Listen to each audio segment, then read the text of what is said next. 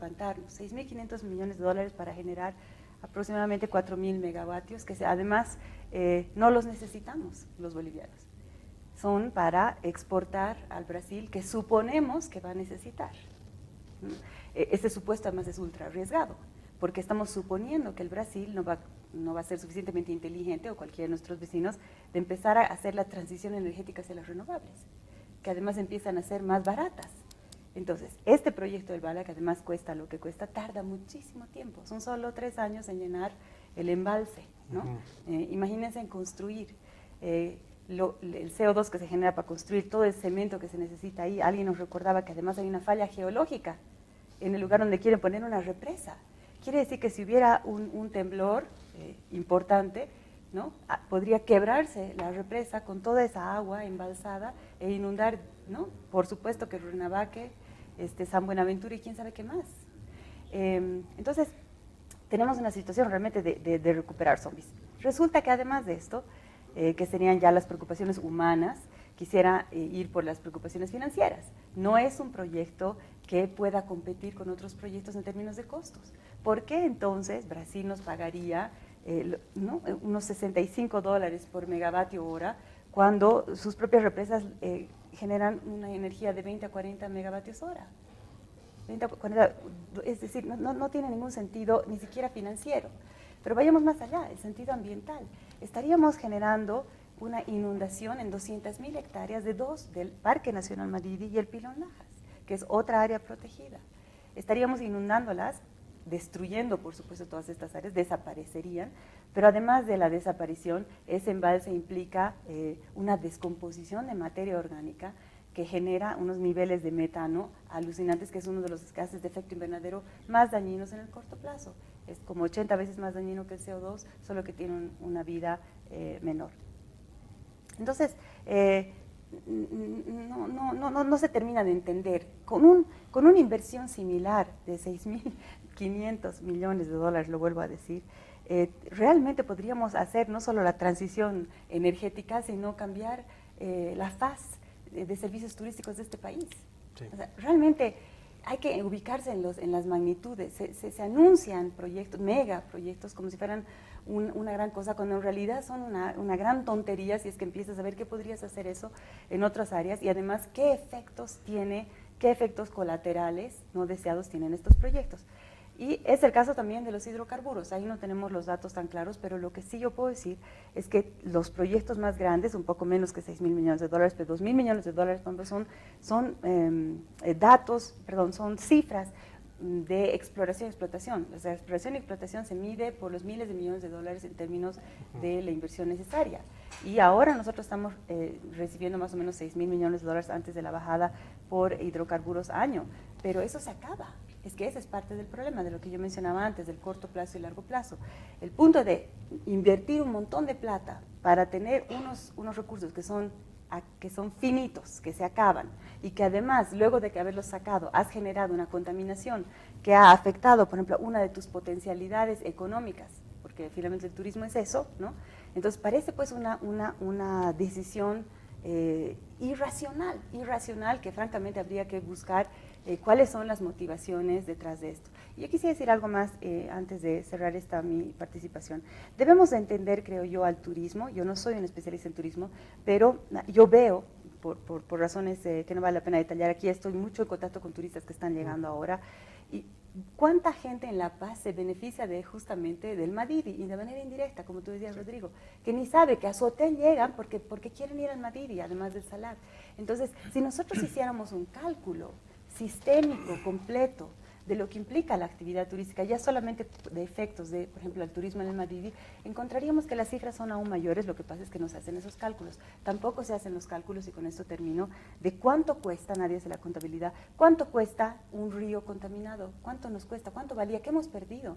Es que nadie hace esa contabilidad, y mucho más en un área como el Madidi, como decíamos, donde hay más de 200 arroyos que están corriendo por la cuenca hacia abajo. Entonces, insisto, si hiciéramos un costeo completo, que además es complicado, claramente llegaríamos a la conclusión, creo yo, de que no vale la pena lo que estamos haciendo. Precisamente uno de los puntos que también queríamos poner conocimiento de la opinión pública y para la reflexión es eso, ¿no? El análisis comparativo. Es decir, comparar corto plazo con largo plazo, comparar ingresos financieros ahora con ingresos futuros, comparar costos ambientales con costos nada más económicos. Realmente es un tema que debería llamar la atención. Por eso al principio señalaba algunos datos de Costa Rica. Si Costa Rica justamente vio su matriz productiva y dijo el tema ambiental es nuestro fuerte. Y a partir de eso generaron todo un desarrollo en base a lo que es el ecoturismo. Y las cifras son claras, es decir, aquí no estamos hablando de temas que podrían ser, sino que se demuestran que en un plazo muchísimo menor, como bien ha señalado Cecilia, el hacer la represa va a tardar 3 años en llenar. Y además, si vemos que el río Beni son ríos que llevan ingentes cantidades de sedimentos, eso va a causar que además sea una colmatación terrible. Pero solamente el llenar 3 años, construir otro tanto, ¿no? O sea, y después producir y vender para que se termine. En cambio, en turismo, ya Costa Rica está recibiendo $2.000 millones por año. Es decir, en 3 años estaríamos hablando del total de la inversión que cuesta esta represa a través del turismo sin afectar el tema medioambiental. ¿Qué podríamos hacer? Con una inversión muchísimo menor, seguramente hacer una gran campaña, hacer una mejora absoluta de lo que son la calidad de los servicios, capacitar a la población local, generar emprendimientos para que realmente tengamos mejores niveles de calidad, accesos, etcétera. Entonces realmente podríamos cambiar la matriz productiva y tener ingresos a futuro, pero que serían permanentes, ¿no? Porque el turismo desde hace más de 50 años no deja de crecer y no va a dejar de crecer, porque hemos visto que las tendencias. Entonces, en esa línea, Rodrigo, ¿cuáles serían más o menos algún tipo de cifras que nos permitirían, digamos, seguir ahondando en esto? Es decir, por ejemplo, Chalalán ha costado una X cantidad, ¿cuánto genera por año? Es una relación muy pequeña, pero nos permite ver la dimensión que podríamos llevar adelante. Sí, casi podríamos decir que por cada dólar invertido, el ecoturismo genera $1 por año de retorno, ¿no? de movimiento económico, no de utilidad, pero de facturación, ¿no? Casi puedes facturar $1 por año por dólar invertido. Entonces, si tú estás hablando de que puedes invertir $200.000, que es más o menos el monto que cuesta montar un ecoalbergue mediano de capacidades sencillas, eso te va a revertir más o menos ese mismo flujo al año en facturación. Ahora, desde luego, Chalalán es un ejemplo, tal vez un poco más costoso que otros emprendimientos, pero ¿por qué? Porque ha sido el primero, había que inventarse cómo hacerlo, ¿no? Y el proceso de capacitación, de sensibilización costó muchísimo, ¿no? Claro, ¿no? La infraestructura no es tan sí. costosa, pero ya no necesitas hacer toda esa inversión, pero ya se sabe cómo hacer un emprendimiento ecoturístico. Ahora, desde luego, eso significa que el retorno de la inversión pues, es mucho más garantizado que en el caso de hidrocarburos o de hidroeléctrica o de casi cualquier otra cosa.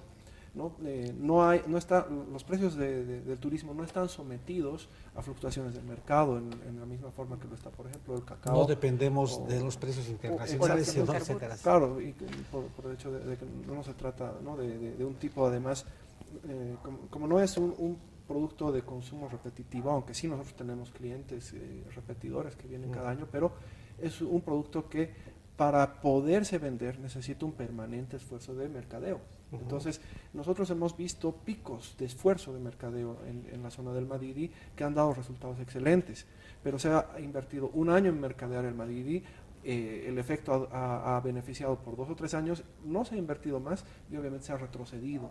Entonces, nosotros en este minuto en toda la región estamos viendo un retroceso de los flujos turísticos en el destino turístico Rurrenabaque, que llámese Madidi, Pampas, asociado a temas como la falta de inversión organizada y sistemática en mercadeo, en renovación de infraestructura, en créditos para los emprendedores, porque muchos de los emprendimientos turísticos que tenemos en el Madidi están hechos a pulmón por miembros de las comunidades, ¿no? Que de alguna manera han dado su tiempo, su esfuerzo y su mano de obra para construir sus propios albergues, ¿no? Dando competencia incluso con nuestro albergue casi de igual a igual. Entonces, imagínate si a eso nosotros le pusiéramos ese esfuerzo de inversión del que estamos hablando. Podríamos más que superar con toda seguridad, por ejemplo, a Costa Rica. Los réditos que tiene, ¿no? Perfecto, Sin sí. duda. En realidad hay algunos proyectos que son como lunares en el país y también tenemos en países vecinos, ¿no? Sí. Es decir, hay proyectos, hay destinos turísticos, hay productos que se están vendiendo en el mercado internacional que son una estadía de 10 días por $7,000 más o menos. Lo vemos aquí. O sea, en una anterior oportunidad cuando se hablaba del tema del TIBNIS, salió a la luz justamente un emprendimiento que está en el país, que es una característica muy particular, que vende paquetes de $7,000 por una estancia de 2 semanas. ¿Sí? Entonces estamos hablando de que podemos acceder a muchos segmentos de mercado cuidando el patrimonio, cuidando el medio ambiente, cuidando nuestro hábitat, ¿no? Precisamente esto, además, en una directa relación con las comunidades locales y en el marco de lo que se ha señalado como una política de que el turismo es importante y el turismo comunitario es una apuesta que el país está haciendo. En ese ámbito, Neil, ¿cómo ustedes verían el tema de si invirtiéramos realmente en capacitación, en apoyar emprendimientos locales, etcétera, seguramente tendríamos más réditos? Pero en este momento estamos ante una cuestión de vida o muerte. Si se hace el embalse del Balda, prácticamente las comunidades estarían inundadas, estarían bajo el agua, o me equivoco. Hay una declaración que recién han hecho las comunidades el 24 de mayo, ¿no? Se entiende justamente, poniendo justamente a la opinión pública su preocupación de que realmente si estos proyectos van, ellos van a desaparecer. Sí, es correcto lo que usted menciona. Es así que, bueno, hay muchas comunidades que viven en la zona, incluidos nosotros, pues los albergues desaparecerían todas y no tendríamos trabajo en realidad y pues no con qué sustentarnos para poder sobrevivir en esta zona, más que todo, ¿no? Entonces llamaríamos a la población a que intenten no encaminar este proyecto, ¿no? Para que no suceda esto lo que se está pensando o luego podría pasar, ¿no? Para el resto del país es una cuestión tal vez económica, pero para ustedes para nosotros es una cuestión de supervivencia, vida y ¿no? supervivencia, exacto. Es de vida. Entonces, esa es la magnitud. Y insistimos, el tema turístico más bien se constituye en una opción que deberíamos estudiar, que estamos en la obligación de estudiar. Si vamos a invertir 6,000 o 7,000 millones de dólares, creo que tenemos también la obligación de asignar recursos para que se puedan invertir en analizar y ver qué podemos hacer en el caso del turismo. Precisamente, Cecilia, ¿cómo podemos ya, yéndonos al ámbito un poquito más macro, cómo podríamos tratar de entender estas propuestas que tú bien decías, ¿no? Es decir, nacen como resucitar, qué sé yo, zombies, porque evidentemente este es un proyecto que ya se pensó hace 50 años y ese de hace 50 años también era digamos, un reflejo de una idea mucho anterior. Entonces, cuando, por supuesto, pues el tema ambiental, el tema de energías limpias no había llegado al nivel que estamos llegando en este momento y estaríamos tratando de producir esa energía a estos costos. Pero ¿cómo entendemos estas iniciativas en el marco de la política del vivir bien, de la ley de la madre tierra, etcétera? ¿Cómo podríamos más o menos explicarnos? Y un punto más también para esta última ronda de reflexión. ¿Cómo es que entendemos el rol del turismo? Si realmente el turismo es o no es importante de verdad para las políticas nacionales. Bueno, con todo respeto, José, yo creo que necesitaríamos entrar al ámbito de la psicología clínica para entender lo que está pasando. Este afán de las mega obras, a mi entender, corresponde a una megalomanía, una especie de delirios de grandeza, ¿no? Una sensación de que eso va a impresionar al pueblo boliviano. ¡Wow! ¡Qué capos!, ¿no? Pueden hacer proyectos inmensos, ¿no?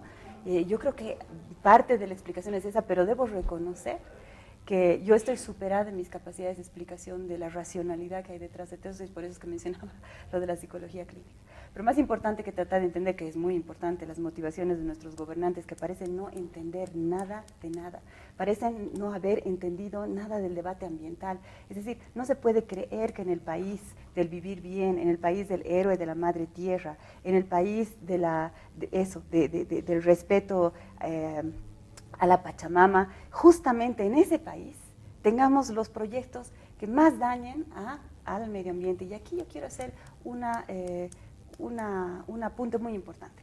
Cuando hablamos de medio ambiente, entendemos que lo ambiental es como un sector, y hay quien va a entender que medio ambiente es querer cuidar a los pajaritos para que sigan cantando. Y claramente el medio ambiente no es eso. Estamos hablando de la base vital de la que todos dependemos para vivir e inclusive para el propio desarrollo que se nos ofrece. Es decir, estamos hablando de nuestras posibilidades de seguir viviendo con calidad. Por ejemplo, con provisión de agua en el altiplano, de eso estamos hablando. Eso es ambiente, es mucho más crítico, quiero decir, es mucho más básico, ¿no? Entonces tenemos que entender que el medio ambiente es eso, es la base que nos permite seguir viviendo y tener chances de mejorar nuestra calidad de vida hacia adelante. No podríamos hacerlo de otro modo. Y aquí el turismo, y muy específicamente el ecoturismo en Bolivia, se constituye en una especie de alianza de gana-gana, como se dice, porque hay ecoturismo porque el recurso, como decía Rodrigo, está bien conservado. Y en este caso no estamos hablando de un parque, que estamos hablando de un patrimonio de todos los bolivianos, además de un territorio indígena con derechos especiales, es también un patrimonio de todos los bolivianos. ¿Por qué es patrimonio de todos los bolivianos?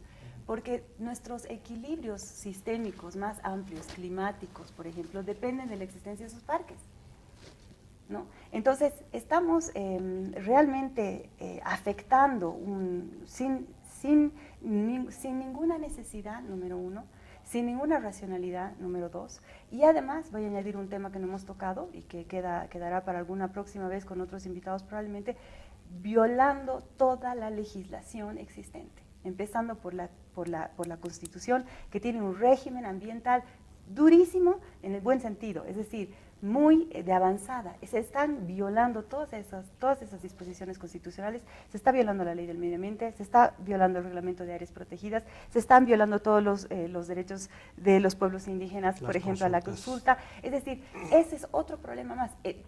Tenemos un problema democrático además aquí. Ya no es solo un problema de turismo, ya no es solo un problema de sostenibilidad, es un problema de un gobierno que se pone por encima de las leyes, y eso es realmente muy grave. Una última reflexión, Rodrigo, muy breve. Sí, bueno, en primera instancia el turismo evidentemente es sinérgico con la conservación de la biodiversidad, pero además con el beneficio, con el desarrollo de los pueblos indígenas. El caso concreto de Chalalán le pertenece a la comunidad de San José de Chupiamonas y está dentro del territorio indígena de San José, la TCO San José de Chupiamonas, junto con otros emprendimientos que están en situación similar. Todos estos emprendimientos, evidentemente, con el proyecto del Bala, quedarían debajo del agua, sin ninguna duda, con los datos que tenemos hasta ahora, y varias de las comunidades también estarían debajo del agua. Entonces, no tenemos que olvidarnos de que hay personas que viven ahí adentro, y hay personas que, por un lado, su economía depende de eso, su medio de vida depende de eso, pero por otro lado, su existencia misma depende de eso. Justamente ese es el debate, se han dado varios temas, y el propósito de este programa precisamente es poner en la mesa, en el tapete, justamente temas que hacen a la actividad turística. En este caso queríamos ver que turismo puede ser una muy buena alternativa frente a este tipo de inversiones, frente a este tipo de megaproyectos, y seguramente con mayores ventajas, respetando la parte normativa, respetando la parte medioambiental, respetando a las comunidades. Ojalá que esto inicie un debate mayor, precisamente para que podamos encontrar que la actividad turística en el país debe ser tratada en la magnitud y en el peso que se merece. Muchísimas gracias por su atención. Muchas gracias. Muchas gracias.